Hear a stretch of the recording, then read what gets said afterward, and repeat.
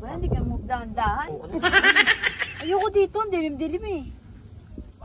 Kala ko papakain mo yan, kaya nga pumunta rito sa madilim. Oo nga, papakain ko. Kaso ang dilim-dilim eh. Ayoko na madilim. Gusto ko maliwanag.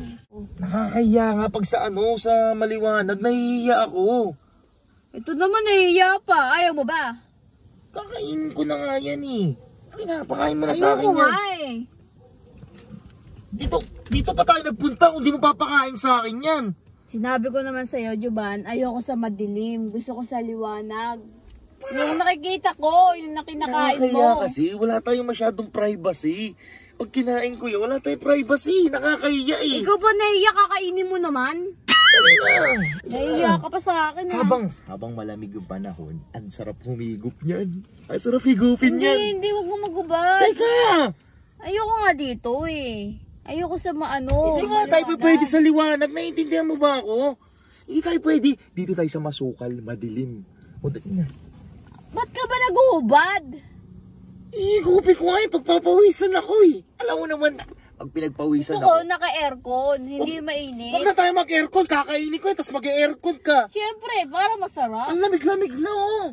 Ayoko, gusto ko naka-aircon. Ang init-init eh. Mainit na nga eh. Papakain mo ba yun? Hindi. Papakain ko nga. Oh, kaya nga kailangan dito tayo. Madilitar na. Kaya na yan. Madaling-madali ka naman. Manahimik ka nga. Kailangan natin may pupuntahan pa tayo. Kailangan ko munang higupin at kainin yan. Dali na. Habang pagpunta natin doon, pwede na tayo eh. Halika na. Hindi na pwede. Gusto ko sa maliwanag ban. Nakakaintindi ka ba ng Tagalog? Nahihiya nga ako. Privacy kasi yan. Bakit? Tayong dalawa lang naman dito ah. Eh kahit na, dito nga tayo eh. Dalawa lang tayo rito. Pag nagpunta pa tayo sa maliwanag, nakakahiya.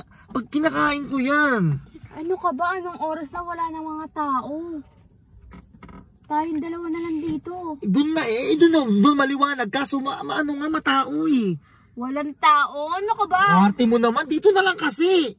Akin na, kainin ko na yan. Manahimik ka nga. Stop ka muna. Papakain mo ba yan? Hindi. Papakain ko nga. Ayoko nga sa madilim.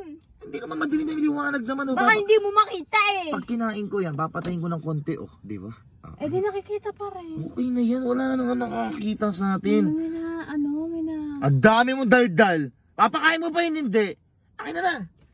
Dali, akin na na. Akin na na. Sabik na sabik ka ba? Hindi ako sabik na sabik. Gusto ko lang kumain, malamig ang panahon. Gusto kong humigop habang mainit. Tapos pagpapawisan ako na sobra. Ikaw, nilalamigan. Ako naiinitan. Eh, okay na yan. Ako naman kakain eh. Hindi ka naman kakain eh. Tsaka huwag mo nang kainin. Ako lang ang kakain. Akin na. Ikaw lang masasarapan. Eh, syempre, ako lang naman kailangan eh. Dali na. Siyempre ako rin. Ina naman. Ako na nga kakain. Huwag ka nang kumain. Ako na lang. Sure ka? Oo, akin na. Dali mo. Sure ka? Oo. Akin na. Oh. Akin na mainit. Huh? Kasi mainit. Wala. Utang ina naman. Walang mainit. Kala ko may mainit. Wala nga, di ba? Gusto ko malamig. Paano makakain to? Hindi ko alam. Diyos ko naman, buhay yan.